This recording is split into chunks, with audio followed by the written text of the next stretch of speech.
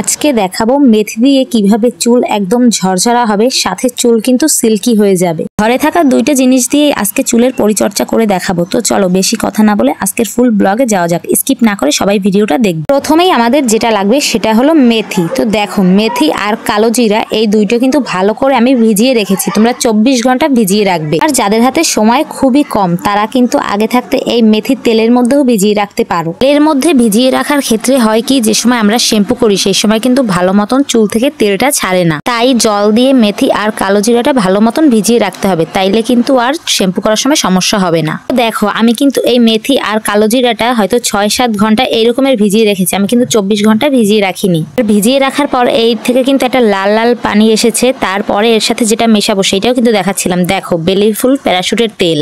এরপর এই জলটাকে পুরো ভালো মতন ছেঁকে নিতে হবে। দেখো, আমি একটা ছাঁকনি নিয়ে নিয়েছি, তারপরে ভালো মতন ছেঁকে নিচ্ছিলাম। তোমরা চাইলে জলের পরিমাণটা কম বেশি যে কোনো একটা দিতে পারো। আমি কিন্তু অল্প দিয়ে দিয়েছিলাম, মানে জাস্ট তোমাদের দেখাচ্ছি, যেহেতু আমি এটা সবসময় লাগাই তোমাদের সাথে শেয়ার করছি। আর দেখো, যদি জল বেশি দাও তাইলে কিন্তু মেথি আর কালো জিরার এই পরিমাণটাও একটু বেশি দিতে হবে। একটা চামচ দিয়ে ভালো মতন চেপে চেপে নেবে, কেননা মেথির মধ্যে কিন্তু অনেকটা জল থাকে, যেহেতু মেথি ভিজানোর পর মেথিটা অনেক ফুলে যায়। তো এখন আমার ছেঁকা শেষ। এখন এই জলটা দিয়েই আজকের হেয়ার প্যাক চলো রেডি করা যাক। দেখো, একদম কিন্তু তৈরি। আর এইটা মেথি আর কালো জিরার জল, দেখেছো ভিজিয়ে রাখলে কি রকমের হয়। তো তোমরা যদি আরো বেশিক্ষণ ভিজিয়ে রাখতে পারো তাহলে কিন্তু আরো কালারটা দ্বিগুণ হয়ে যাবে। আর এই মেথি যে আমাদের চুলের জন্য কতটা উপকারী সেটা নিশ্চয়ই যারা ব্যবহার করো তারাই জানো। আর তার সাথে যদি দেই কালো জিরা, তাহলে তো চুল আরো অনেকটা মজবুত হয়ে যায়। তো দেখো, এখন আমি চলে এসেছি চুলটাকে ভালো করে আশ্রিয়ে নেব। আর দেখো, চুলে কিন্তু একটুও জট নেই, কারণ আমি সবসময় বিভিন্ন ধরনের হেয়ার প্যাক মাথায় দেই। তাই তারপরও আজকে এই মেথি আর কালো জিরার সাথে তেল মিশিয়ে যে দেবো সেইটা কি রকমের হয় সেইটাই তোমরা আজকে দেখবে। তো দেখো,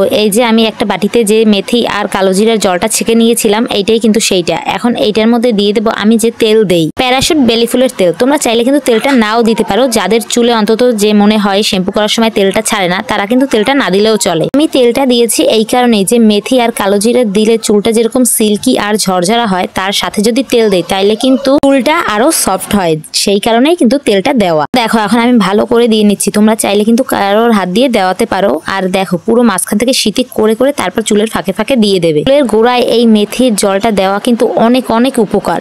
হ্যাঁ, যারা সবসময় চুলে তেল ইউজ করো না তারা কিন্তু এই ধরনের হেয়ার প্যাকের সাথে তেলটা ইউজ করতেই পারো, যেহেতু আবার শ্যাম্পু করে ধুয়ে ফেলবে। আমিও যেহেতু সবসময়ের জন্য চুলে তেল দিয়ে রাখি না, তার জন্য কিন্তু বিভিন্ন হেয়ার প্যাক দেই আর হেয়ার প্যাকের সাথে তেলটা ব্যবহার করার চেষ্টা করি। তাতে চুলের হেয়ার প্যাকও লাগানো হলো আর তেলটাও পর্যাপ্ত পরিমাণে দেওয়া হলো। কারণ তেল তো আমাদের চুলে অনেক প্রয়োজনীয়, তাই সবসময় যদি না দিতে পারি বিভিন্ন হেয়ার প্যাকের মাধ্যমেও দেওয়া যায়, বা শুধু তেলও দিতে পারো সপ্তাহে একদিন। তো আমার পুরো চুলে দেখো লাগানো কিন্তু হয়ে গেছে মেথি আর কালো জিরার জলটা। আর আমি চিরুনি দিয়ে আশ্রয় দেখাচ্ছিলাম যে দেখো, চুলটা কিন্তু এখন ঝরঝরা নেই, যেহেতু মেথির জলের সাথে আমি তেল মিশিয়েছিলাম। তাই কিন্তু দেখো পুরো চুলটা লেপটে আছে। আর এখন আমি শ্যাম্পু করে তারপর তোমাদের দেখাবো। চলো শ্যাম্পু করে তারপর একেবারে আসা যাক। এই যে ফাইনাল লুক, দেখো শ্যাম্পু করে চুলটাকে শুকিয়ে নিয়ে একদম চলে এসেছি। আর চুলটা কিন্তু এখনো পুরো শুকায়নি, কেননা তোমরা দেখতে পাচ্ছ যে আমার পাশ থেকে ফ্যানের বাতাস আসছে আর চুলগুলো সব উড়ে যাচ্ছে। পুরো চুল শুকানোর আগে এতটা ঝরঝরে, আর যখন পুরো শুকিয়ে যাবে তখন তো আরো অনেকটাই সিল্কি লাগবে। আর যেহেতু আমি তেল দিয়েছি তাই কিন্তু চুলটা অনেক সফট লাগছে, কেননা মাঝে মাঝে শ্যাম্পু করার পর কিন্তু চুলটা শক্ত শক্ত লাগে, কিন্তু যে এখন চুলটা অনেক নরমই লাগছে।